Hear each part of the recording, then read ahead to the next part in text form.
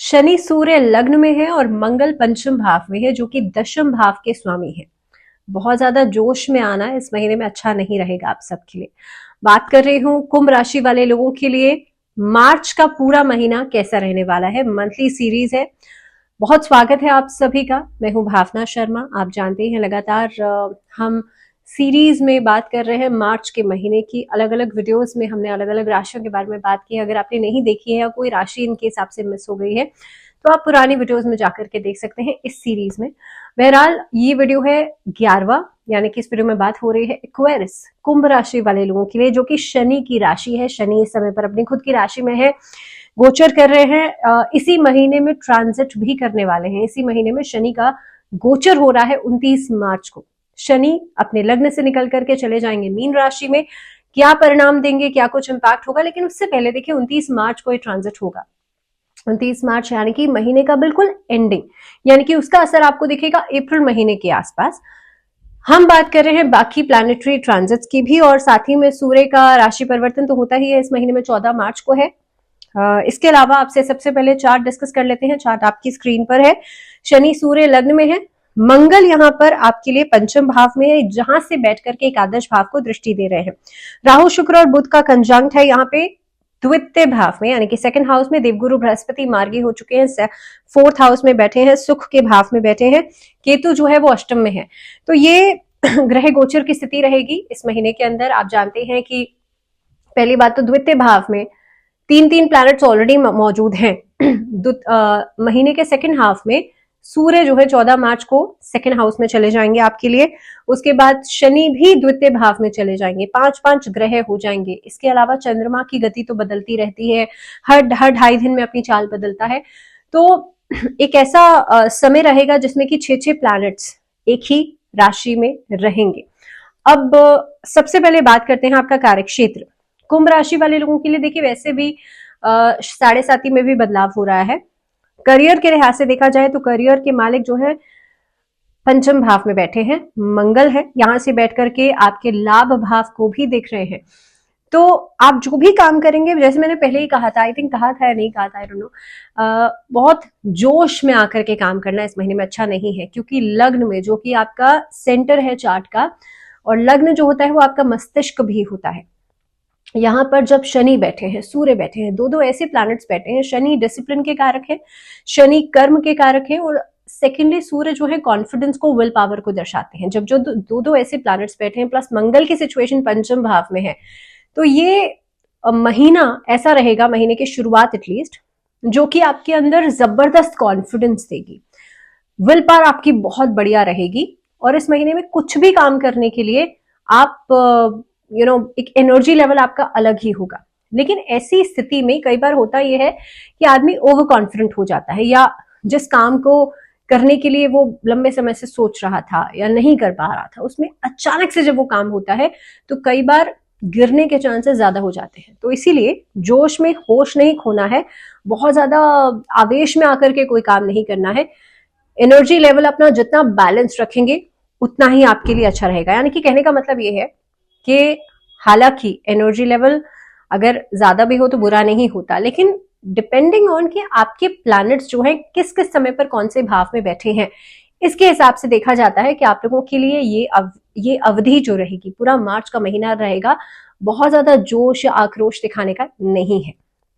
दूसरी बात, बृहस्पति की दृष्टि कर्म स्थान पर बनी हुई है, इसलिए देवगुरु बृहस्पति जो है किसी तरह का नुकसान नहीं होने देंगे। देवगुरु बृहस्पति मार्गी हो गए हैं फरवरी के महीने में, तो एक संतुलित, एक बैलेंस्ड अप्रोच जो है वो आपकी बनी रहेगी। समझदारी से आपके काम होंगे, क्योंकि बृहस्पति अगेन बुद्धि के कारक भी हैं।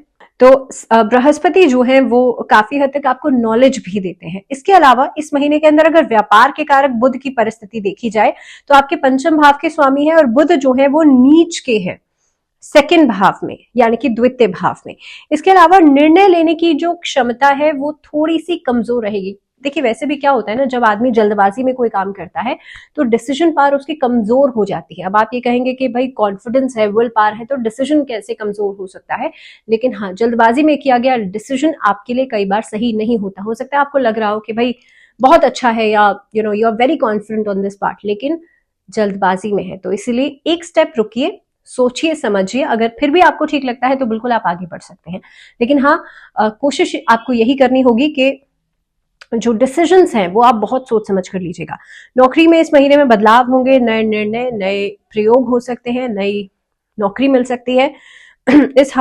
इस महीने के मिड ऑफ द मंथ में लगभग आपके जो ऐसे लोग हैं जो आपसे अनुभवी भी हैं या आपके जो वरिष्ठ हैं, आपके सीनियर्स हैं, उनसे काफी हद तक एक सपोर्ट आपको मिलेगा। उनकी तरफ से काम सिखाने का मौका वो आपको दे सकते हैं या काफी कुछ सीखने को मिलेगा। एक लर्निंग प्रोसेस बहुत अच्छा रहेगा। लेकिन ओवरऑल देखा जाए तो देखिए, कार्यक्षेत्र के लिहाज से नौकरी में कोई बहुत बड़ी समस्या नहीं नजर आती है कुंभ राशि वाले लोगों के लिए। हालांकि मुझे लगता है कुंभ राशि वाले लोग लंबे समय से थोड़ा परेशान है, इस बात को लेकर के भी थे कि शनि ट्रांजिट हो रहा है, अब इस महीने में क्या होगा। लेकिन बहुत बदलाव नौकरी को लेकर के तो नहीं आएंगे, तो इसीलिए डोंट वरी। अगर व्यापार के हिसाब से देखा जाए तो व्यापारियों के लिए, अगर आप पार्टनरशिप में काम कर रहे हैं, शब्दों का चयन बहुत सोच समझ के कीजिएगा। यहां पर आप ही की बात को आप ही के अगेंस्ट इस्तेमाल किया जा सकता है, तो इसीलिए आप किसी से अगर कुछ कह रहे हैं, कोई कमिटमेंट कर रहे हैं, बहुत सोच समझ कर कीजिएगा, आगे बढ़िएगा।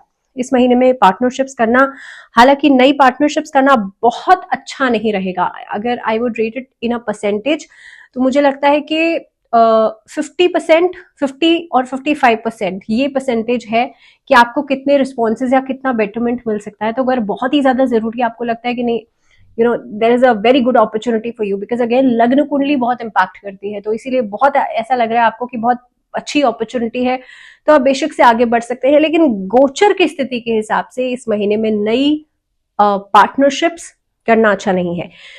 सेकेंडली, नौकरी और व्यापार दोनों ही नजरिए से महीना आपके लिए बेहतर है। नई शुरुआत करवा सकता है, नए प्रोजेक्ट्स की शुरुआत करवा सकता है, लेकिन जिन जिन चीजों की मैंने आपसे एक बात कही है उन उन सिचुएशंस को अवॉइड कीजिएगा। आर्थिक स्थिति की बात कर लेते हैं, तो लाभ भाव के स्वामी है बृहस्पति, इस महीने में स्टेबल रहने वाले हैं। बहुत मेहनत करने के बावजूद एक आर्थिक पक्ष में जागरूकता दिखाई देती है, बिकॉज कई बार क्या होता है कि कितना पैसा आप कमा रहे हैं उसका कोई अंदाजा ही नहीं है। यानी कि कितना पैसा आपने अर्न किया, उसमें से कितना खर्च कर दिया, कितना इन्वेस्ट किया, बहुत सर्टन नहीं है चीजें। तो आपको समझ में ही नहीं आएगा कि आपका एवरेज क्या निकला, आप कितना इन्वेस्ट कर पा रहे हैं, कितना खर्च कर रहे हैं, कितना जो भी आपका एक औसतन है, तो वो आपको समझ में नहीं आएगा। लेकिन इस महीने में वो नॉलेज आपके पास होगी कि आप बहुत सोच समझकर चीजों को इन्वेस्ट करेंगे। खर्च का कितना करना है, कैसे करना है, कहाँ करना है, वो बहुत इंपॉर्टेंट है। तो ये महीना आपको इसके हिसाब से काफी हद तक एक नॉलेज देगा। इस महीने के अंदर आप देखेंगे कोई कॉन्ट्रैक्ट में काम आपको मिल सकता है। फ्रीलांसिंग के जो लोग कार्य करते हैं, वहां से अचानक से आपको प्रॉफिट आ सकता है, वहां से अचानक से पैसा आ सकता है। So this would be apart from your job, या आप जो लोग फ्रीलांसिंग का काम करते हैं और नौकरी भी कर रहे हैं मान लीजिए, तो काफी हद तक हट करके उनको पैसा मिल सकता है। अब इस महीने में देखिए, धन स्थान पर उच्च के शुक्र तो है, तो पैसा इन्वेस्ट आपसे करवा सकते हैं। बुध और राहु की स्थिति कमजोर दिखाई देती है, जिसकी वजह से आपको डिस्ट्रैक्शन हो सकती है। यानी कि आप तो सोच रहे हैं पैसा इन्वेस्ट करना है, लेकिन किसी ने आपसे आके कह दिया तो आप उसकी तरफ भी मुड़ सकते हैं, वो एक परिस्थिति भी बनती है। इसीलिए डिसीजन पार मैंने शुरुआत में ही कहा था कि बहुत इंपॉर्टेंट है, तो डिसीजन सोच समझ के लीजिएगा, बहुत जोश में आकर के नहीं किसी कार्य को कीजिएगा। स्वास्थ्य के हिसाब से देखा जाए तो एक औसतन ये महीना जो है आपको मिले जुले परिणाम देगा। लग्न का स्वामी, राशि स्वामी लग्न में ही बैठे हैं, और फर्स्ट हाउस में शनि का गोचर, हालांकि अपनी खुद की राशि में बहुत खराब रिजल्ट्स नहीं देते हैं। शनि तो लंबे समय से यहाँ बैठे हुए हैं, सूर्य के साथ बैठे हैं, तो एक अलग एनर्जी लेवल दिखाई देता है। इस महीने में शनि सूर्य दोनों लग्न भाव में बैठे हैं। बैक की प्रॉब्लम परेशान कर सकती है, अचानक से बुखार का आ जाना, अचानक से हाई फीवर, और ऐसी एलर्जीज जो कि हीट स्ट्रोक से हो सकती हैं, या ऐसी एलर्जीज जो कि सनबर्न या इस तरीके की जो गर्मी से होने वाली एलर्जीज हैं, वो इस महीने में हो सकती हैं। कोशिश कीजिएगा, जिन लोगों को बहुत ज्यादा बाहर का खाना खाने की आदत है, अपने खान पान पर नियंत्रण जरूर रखिएगा। इस महीने के अंदर अगर आपके जो ब्लड शुगर के लेवल्स हैं वो ऊपर नीचे रहते हैं, उसका जरूर ध्यान रखिएगा। एंड मोस्ट इम्पोर्टेंटली आपका ब्लड प्रेशर, उसका जरूर ध्यान रखिएगा। इस अवधि के अंदर अगर आप अपने स्वास्थ्य को बेहतर करना चाहते हैं तो आप अपना जो मूलाधार चक्र है, जिसे आप रूट चक्र भी कहते हैं, उसे आप बैलेंस जरूर कीजिएगा। इसे बैलेंस करने के लिए लम मंत्र का चैंट करना है, लाल आसन पर बैठ करके, सूर्य की किरणों में बैठ करके करेंगे तो बहुत ही अच्छा रहेगा। रिलेशनशिप्स की बात कर लेते हैं। मार्च के महीने के अंदर अगर लव रिलेशनशिप्स की बात की जाए तो पंचम भाव के स्वामी है बुध नीच की अवस्था में रहेंगे, हालांकि उच्च शुक्र के साथ रहेंगे तो रोमांटिक रिलेशनशिप्स बनते हैं, लेकिन नीच भंग भी दिखाई देता है। इसके लिए अपशब्दों के बावजूद आपका रिलेशनशिप बना रहेगा। ये एक ऐसी परिस्थिति बनती है जिसमें कि आप आप हो सकता है कि किसी से कोई ऐसा शब्द इस्तेमाल कर रहे हैं जो कि अप्रोप्रिएट नहीं है फॉर द अदर पर्सन, लेकिन उसके बावजूद भी वो रिलेशनशिप जो है वो ऑनगोइंग चलता रहेगा। मैं इस चीज को बिल्कुल मुझे लगता है, मैं समर्थन नहीं कर रही हूँ कि गलत बोलना चाहिए, लेकिन मैं एक परिस्थिति बता रही हूँ कि नीच भंग बनता है, उच्च के शुक्र है और बुध जो है वो नीच के हैं, तो इसीलिए जो आपका कम्युनिकेशन है वो गलत हो सकता है। अब जरूरी नहीं है कि वो अब्यूसिव ही हो, लेकिन किसी भी तरीके से हो सकता है। आपने किसी को कहा कि मैं आऊंगा या आऊंगी, लेकिन आप नहीं पहुंचे, एक रॉन्ग कमिटमेंट करना, वो भी चांसेस बनते हैं कि आपका बुध जो है वो नीच का है।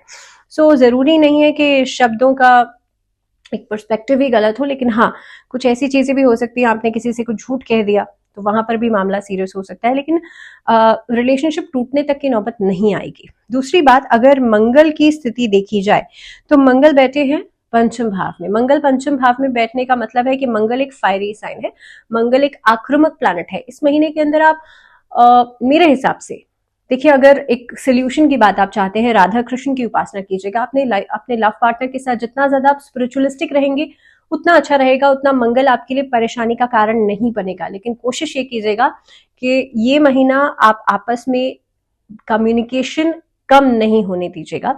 वो एक बहुत इंपॉर्टेंट फैक्टर रहेगा कि आपका रिलेशनशिप ऑनगोइंग रहेगा।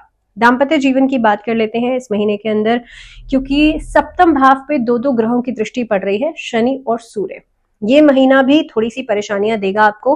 हालांकि दाम्पत्य जीवन में परेशानियों के बावजूद, मनमुटाव के बावजूद, परिस्थिति ऐसी बनती है कि आपके पार्टनर का स्वास्थ्य, उस पर असर पड़ सकता है। बात करते हैं पारिवारिक जीवन के हिसाब से महीना कैसा रहेगा। इस महीने के अंदर मिले जुले परिणाम आपको मिलेंगे, क्योंकि द्वितीय भाव के स्वामी है बृहस्पति, जो कि चतुर्थ भाव में चंद्रमा के नक्षत्र में रहने वाले हैं। हालांकि बहुत मेजर कोई इश्यूज नहीं होंगे, बृहस्पति का पूरा सपोर्ट मिलेगा, जिसकी वजह से कोई मांगलिक कार्य हो सकते हैं, कोई अच्छी खबर आपको सुनने के लिए मिल सकती है।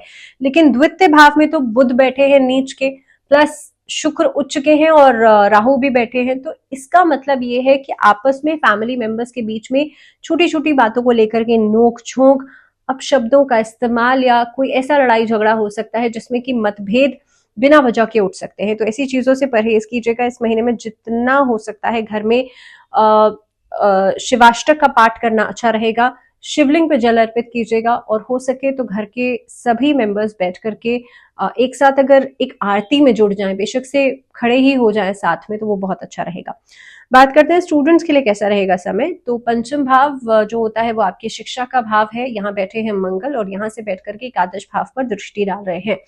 देखिए, इस महीने के अंदर जो स्टूडेंट्स हैं वो उच्च शिक्षा के लिए बाहर जा सकते हैं, बाहर पढ़ाई करने जा सकते हैं, या हायर एजुकेशन के लिए आप लोग कोई कॉम्पिटिटिव एग्जाम की तैयारी कर रहे हैं, वहां पर आपको अच्छे रिजल्ट्स मिल सकते हैं। इस महीने के अंदर प्राइमरी एजुकेशन से जो बच्चे जुड़े हुए हैं उन लोगों के लिए भी समय बहुत अच्छा है, बिकॉज आपकी मेहनत जो है वो अल्टीमेटली जरूर रंग लाएगी, और रंग लाने से पहले आप मेहनत करेंगे भी। तो ये महीना हार्डवर्क का है, ये महीना मेहनत करने का है, और आपकी तरफ से पूरा पूरा एफर्ट नजर आता है। लेकिन राहु क्योंकि बैठे हैं बुध के साथ, राहु बैठे हैं शुक्र के साथ, बुध है बुद्धि के कारक, तो इसीलिए बुद्धि पर जब राहु आ जाता है तो वो इल्यूजन क्रिएट करता है। आप सोचेंगे कि आपने बहुत ज्यादा पढ़ाई कर ली, now you have to take a break, लेकिन वो ब्रेक आपके लिए एक आगे ब्रेकर की तरह काम ना करे। तो इसीलिए जरूरी है कि आप लोग जो भी चीजें सामने है, रियलिटी जो है उसका सामना करें।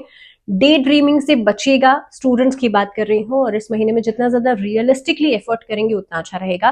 दैट मीन्स मैंने कई सारे बच्चे ऐसे देखे हैं जो पहले हो सकता है पूरा सिलेबस को भी पूरे साल में जो बच्चे कवर नहीं कर पाते हैं, उन्हें लगता है कि हम 10 दिन में कवर कर लेंगे, which is not a reality. So अगर आप ऐसी चीजों को प्रैक्टिस कर रहे हैं ना, तो मेक वेरी श्योर कि आप लोग एटलीस्ट थोड़ा ही पढ़ें, लेकिन उसी को थरली पढ़ेंगे तो बेहतर रहेगा। सो इस महीने के अंदर हो सके तो रेमेडीज की बात कर ली जाए तो गणेश चालीसा का पाठ नियमित रूप से कीजिएगा। स्टूडेंट्स के लिए देखिए, स्टूडेंट्स के लिए ऑब्वियसली पढ़ाई लिखाई भी है, तो वो उपाय तो नहीं कर पाएंगे, तो उनके लिए एक छोटी सी टिप ये है कि जब भी आप पढ़ाई करते हैं मेक श्योर कि नॉर्थ की तरफ या ईस्ट फेसिंग होकर के पढ़ाई करें। पढ़ाई करते समय कभी भी वेस्ट या साउथ की तरफ पढ़ाई बिल्कुल ना करें फेस करके, क्योंकि ऐसा करने से आपका लर्निंग पावर जो है वो कम हो जाती है, कमजोर हो जाती है, आप लर्न नहीं कर पाएंगे, आप रिटेन नहीं कर पाएंगे जो आपने याद किया है। इसके अलावा जब भी आप पढ़ाई करें अपने आसपास, कई बच्चे मैंने देखे हैं बुक्स का बहुत बड़े बड़े पूरा कई सारी बुक्स अपने आसपास रख लेते हैं जो एक तरीके से आपको ओवरबर्डनाइज करती हैं। तो अब जब आप पढ़ाई कर रहे हैं तो उस समय पर आसपास बहुत ज्यादा किताबें नहीं होनी चाहिए, जो सब्जेक्ट आप पढ़ रहे हैं उसी को पढ़िएगा। अगर रेमेडीज की बात कर ली जाए तो गणेश चालीसा का पाठ इस महीने में करना आपके लिए लाभदायक रहेगा। इस महीने के अंदर मेक श्योर कि आप ऐसी प्रैक्टिसेस से दूर रहें कि आपको नॉनवेज नहीं खाना है, अल्कोहल का सेवन नहीं करना है, और नियमित रूप से कोशिश कीजिएगा पीपल के वृक्ष में दीपक जरूर जलाइएगा। तो ये कुछ छोटी छोटी रेमेडीज हैं जो आप कर सकते हैं। इसी के साथ इस वीडियो में फिलहाल इतना ही। अगले वीडियो में बात करेंगे पाइसेस यानी कि मीन राशि। तब तक के लिए दीजिए इजाजत, जुड़े रहिए चैनल के साथ। नमस्कार।